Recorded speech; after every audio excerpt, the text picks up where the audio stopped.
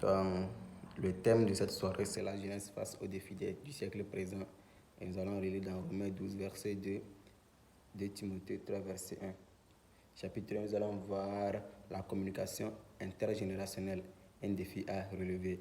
Et nous allons aller dans Proverbe 3, verset 1 et Ephésiens 6, verset 1 à 4.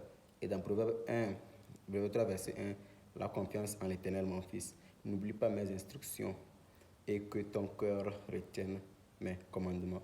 Et dans Ephésiens 6, verset 1, nous tous nous savons cet verset, que enfants obéissez à vos parents, à vos supérieurs, car cela est juste et c'est le premier commandement accompagné d'une promesse afin que tu sois heureux et que tu vives longtemps sur la terre. Et ces deux versets nous font appel à l'obéissance, à la communication entre les générations, c'est-à-dire entre les jeunes et les parents, et entre les jeunes eux-mêmes. On dit communication intergénérationnelle entre les générations. Dans Proverbe, le père donne une communication à son fils. Et cette communication est basée sur les instructions. Nous, jeunes de ce siècle présent, nous devons écouter ce que nous disent nos parents, ce que la Bible nous déclare. La communication intergénérationnelle, un défi que nous devons relever dans notre jeunesse.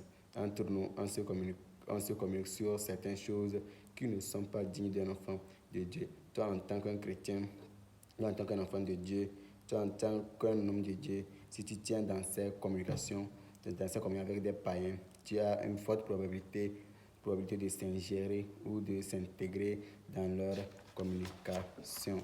Et par exemple, quand je marche avec des amis au campus, ou bien on chemine ensemble et on amène des idées sur les copines. Certains disent qu'elle ne veut pas avoir deux copines. Elle ne veut pas se marier avec une copine qui n'a jamais couché avec elle. C'est-à-dire qu'elle ne peut pas faire le mariage sans avoir les rapports sexuels avec une fille. Alors, c'est pas ce que la parole de Dieu nous dit. La parole de Dieu nous dit que nous devons garder notre virginité jusqu'à notre mariage. Vous voyez, nous sommes à la fin des temps. Et si nous faisons ça, et si nous faisons ces choses, nous serons surpris par le temps. Parce que nous sommes dans les derniers temps.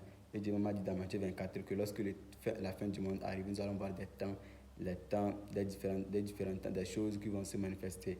Et à présent, nous voyons ces choses, les maladies, les guerres, les pays qui se lèvent entre eux, les nations entre eux, les continents entre eux. Ce sont ces signes-là. Et c'est pour cela qu'il faut que nous écoutions la voix de Dieu, de nos supérieurs, pour sortir de ces communications entre nous, ou bien entre nous, la génération du siècle présent, du 21e siècle, je vais dire. La parole de Dieu nous dit, si nous ignorons toutes ces choses, il faut que nous sachions que dans les derniers jours, il y aura des temps difficiles. Et si nous ne les saisissons pas vite, on sera surpris. Comme le dit un adage, qui prend le chemin de je m'en fous, va se retrouver au carrefour de si je savais.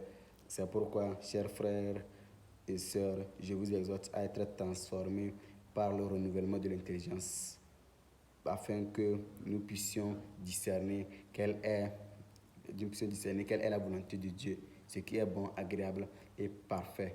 En Romains 12, verset 2, pour choisir une bonne voie à suivre, pour ne pas être étonné, parce que dans ces derniers temps difficiles, moindre coup, c'est la chute. Et ça nous induira à l'échec et nous détournerons de la voie du Seigneur. Que Dieu vous bénisse. Amen.